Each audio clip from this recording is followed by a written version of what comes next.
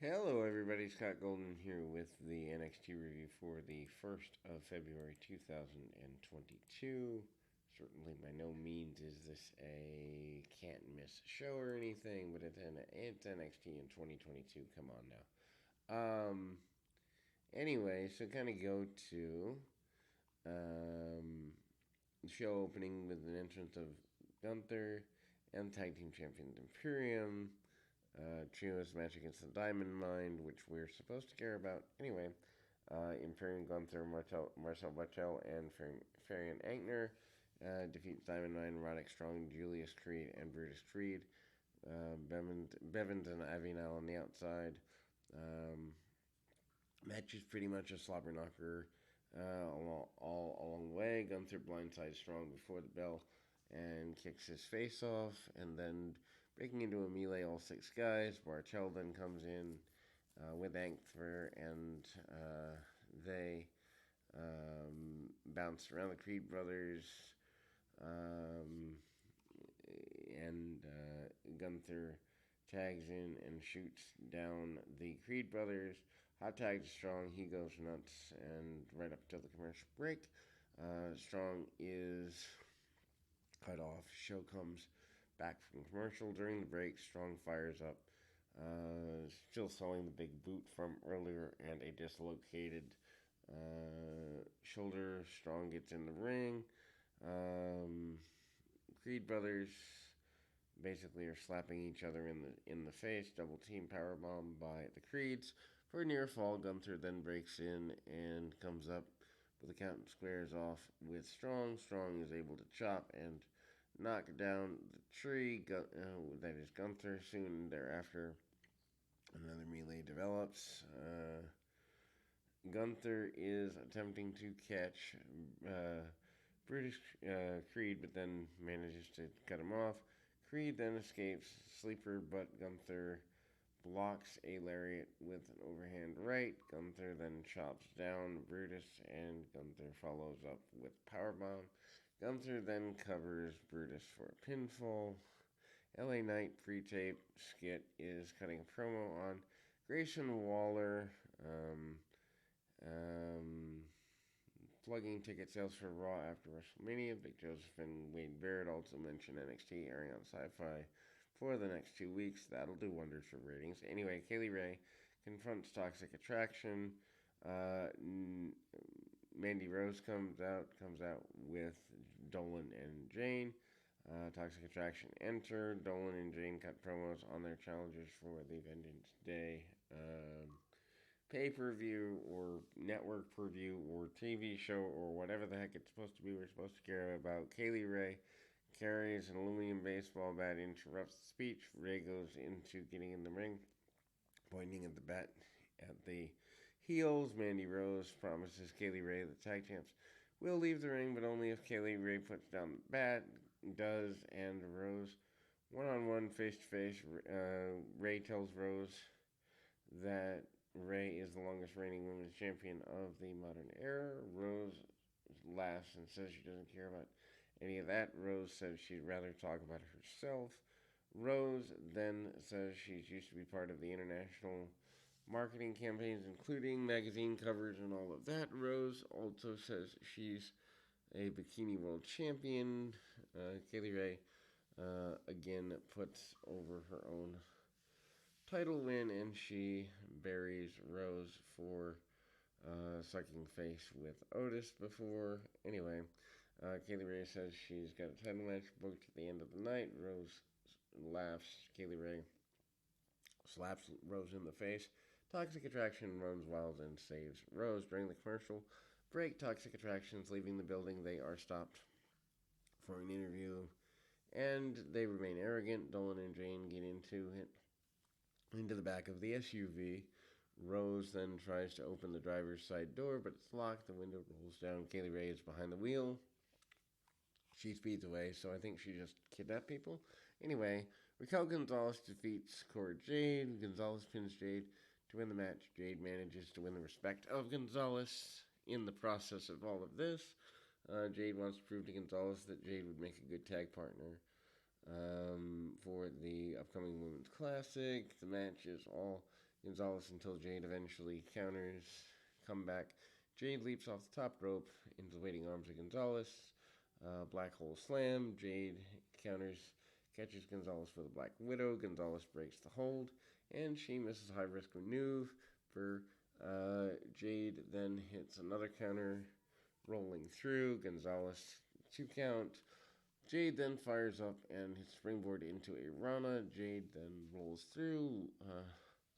Not long afterwards, Gonzalez catches Jade in midair, and Gonzalez then drives Jade down to the mat with a powerbomb. Gonzalez pins Jade, but this is not yet over. Anyway, Sarai defeats Kayla Inlay. Sarai pins Inlay in a return to NXT. Surprised she's not one of the cuts. Inlay gets a little bit of offense, but nothing major. Cameron Grimes defeats Trick Williams and Carmelo Hayes. Carmelo Hayes is joined by Trick Williams for an in-ring promo. Cameron Grimes interrupts the promo. Grimes gets in the ring and trades verbal barbs with he and Williams, and then Hayes gets serious and threatens Grimes ahead of their title match at Vengeance Day. Grimes then concludes the segment by getting into the catchphrase as they continue the build for the Vengeance Day deal. Malik Blade and Idris Enofe backstage trying to think of a team name. They throw out some ideas. Enofe says they should ask Mandy Rose. Blade has a crush on Rose, so Enofe asks Blade what he would say to Rose if she walked right in. Rose tells Blade that she needs help. Kaylee Ray, with bat in hand, enters the room and she attacks Rose. They fight their way off and we're supposed to care. Enofe tells Blade that they should follow them. Blade implies that he cannot get up because he has, issues. And that's supposed to be comedy. Anyway, Grizzle's Young Veterans interrupt a backstage interview with Diamond Mine and a bunch of trash talking just to fill time. Joe Gacy with Harland defeats LA Knight. Gacy pins Knight after outside interference. Knight is going nuts. House Fire cut off. Gacy then works over Knight for a little bit. Knight then begins a comeback with Grayson Waller's new bodyguard appears at ringside. Waller runs in to deliver a cutter on the floor. Knight is then laid out.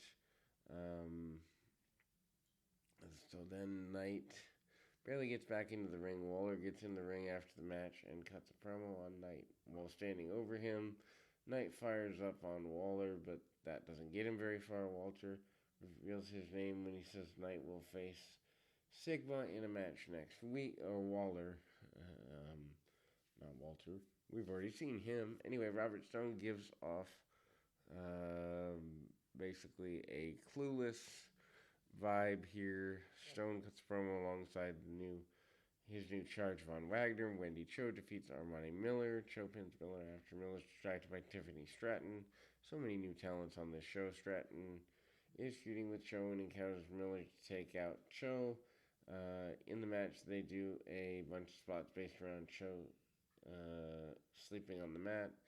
This, I don't know, it's just goofy. Cho then uses sleeper hold because, of course, she does. And Miller continues to deliver a code breaker for near fall. Stratton then comes to ringside, which distracts Miller. Cho hits a flying forearm, a la Tito Santana in 1984. Man, I miss Tito. Anyway, angry, Stratton demands that Miller return Stratton's daddy's credit card, but Miller no longer has the card, and there we go. Sarai is being interviewed backstage after a vignette for the upcoming debut of Nikita Lyons. She is a singer, apparently. Sarai is being interviewed backstage when Dakota Kai interrupts Sarai. They're going to set up a singles match for the two of them somewhere down the road as I knock over my microphone. Sorry about that, folks. Anyway, Andre Chase with Bodhi. Hayward defeats Draco Anthony. My gosh, this show feels really, really long, I've written here. Anyway, Chase pins Anthony in a relatively nothing segment. Hayward's ringside, waving Chase University sign. Basically, Chase is happy that his flag is being flown. Chase screams into a handheld camera for Von Wagner. Chase declares that next week he'll give Wagner a tail whooping. Mandy Rose is still running from Kaylee Ray. Rose ends up in the kitchen somewhere at somebody's house or something. Actually in the Performance Center. Next Tuesday, Dusty Classic semifinal Grizzle Young Veterans and Creed Brothers, Dusty Classic semifinal MSK, and Malik Blade and Andresanofe, LA Knight and Sangha, there we go, Wendy Cho and Tiffany Stratton. Braun Breaker, Tommaso Ciampa defeat Miguel De Fantasma, and that's of course the wonders of Mendoza and Wilde. Electro Lopez and Escobar are with them. Anyway, we go to this. Breaker pins Mendoza to win the match. Not a bad match. Story of the match continues. The build for title match between Breaker and Escobar. Hopefully they don't put the belt on Escobar because they would have cut off Breaker. Ciampa and Breaker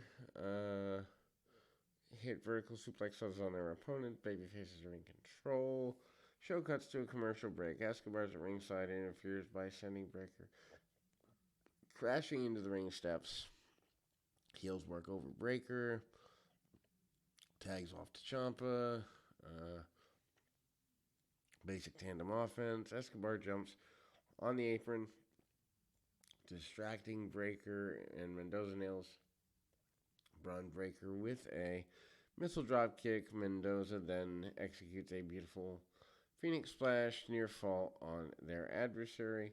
Mendoza misses springboard and is gored by a spear.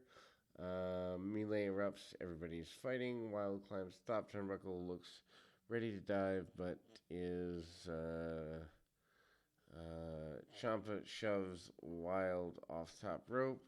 Wilde crashes into the announce desk. Meanwhile, Breaker lifts Mendoza into guerrilla press position. Breaker then drops Mendoza into a power slam. Breaker then pins Mendoza, winning the match. Show ends with an angle unrelated to the main event. Kaylee Ray chases Mandy Rose to the ring. They brawl in the ring. Kaylee Ray pummels Rose. Kaylee Ray agrees to drop the baseball bat instead of using the bat.